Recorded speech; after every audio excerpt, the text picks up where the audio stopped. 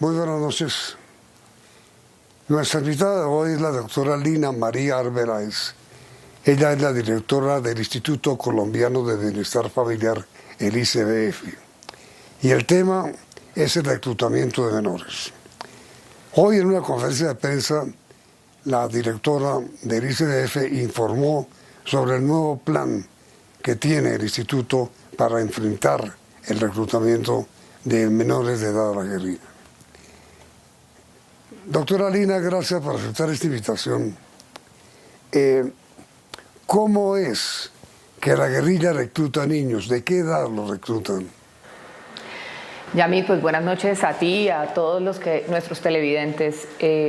Mire, desde el año 1999 el ICBF tiene un capítulo de atención a los niños y niñas que son reclutados en el país. En este programa tenemos más de 6.958 expedientes que narran cómo de manera sistémica, recurrente y con una orden que van desde las cabecillas de esa cúpula de las guerrillas, de las GAOR, que son los Pelusos, los Caparros, el Clan del Golfo, Narcotalia, están reclutando a niños y niñas desde los 9 años. Tenemos más de 109 niños entre los 9 y los 13 años, más de 3.000 niños entre los 13 y los 15 años y 3.544 niños entre los 15 y los 18 años. Esto claramente es una aberración y es un delito que viola sistemáticamente los derechos humanos de quienes representan la esperanza, Yamid, de un país distinto. Es decir, doctora Lina, niños de 10 años que le enseñan a odiar, que su formación es de odio, y le enseñan obviamente a disparar y a matar. Sí, Yamid, desafortunadamente en los expedientes que tenemos hay la narración, las historias de vida de niños y niñas que dicen que desde los 9 años les enseñaron a empuñar un arma, a matar a muchos de sus amigos y compañeros para lograr un fenómeno que en la psicología es de deshumanización y considerar de ahí en adelante que ellos son unos victimarios en lugar de lo que realmente son. Aquí tenemos que ser claros y contundentes. Un niño y una niña, desde el primer día que son reclutados, se convierten en una víctima. Pero lo que hacen estos grupos de criminales es empezar a quitarles todos sus derechos, a que ellos piensen que no son sujetos de derechos. Claramente los alejan del derecho a una familia, del derecho a una educación, del libre desarrollo de la personalidad.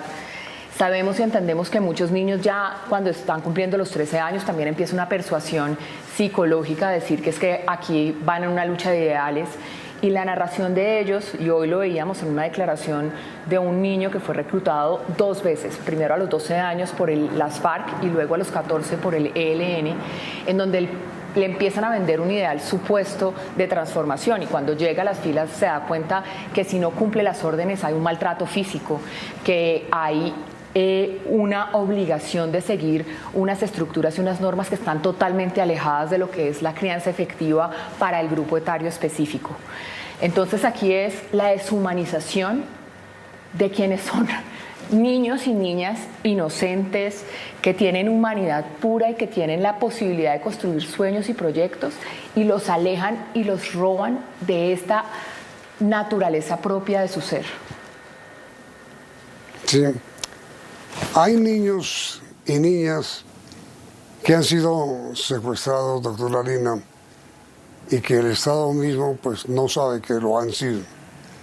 Pero en general, usted calcula que cuántos niños entre 9 y 18 años están en la guerrilla o en bandas de antisociales secuestrados en este momento. Yamid, lo que nosotros tenemos es más de, repito, 6.958 procesos, que son los expedientes de los niños y niñas que ya se han recuperado. Ahora, mire, yo me recorrí 318 kilómetros marítimos, el Pacífico Chocuano, desde Cúpica hasta Buenaventura, y parte de lo que narraban las familias es que esta práctica recurrente, sistémica y ordenada por las cabecillas sigue pasando y se está robando los sueños y los proyectos de vida de la niñez, que están amenazando a las familias. Hay muchas de las familias que tienen mucho miedo y que se ven obligadas a entregar a sus hijos porque si no va a haber retaliación contra los demás miembros de la familia. Entonces vemos que son estos criminales los que están amenazando a nuestra sociedad. No hay duda, doctora Lina, que este conflicto que tanto nos afecta expresa su mayor crueldad con esta acción de secuestro de niños, ¿no?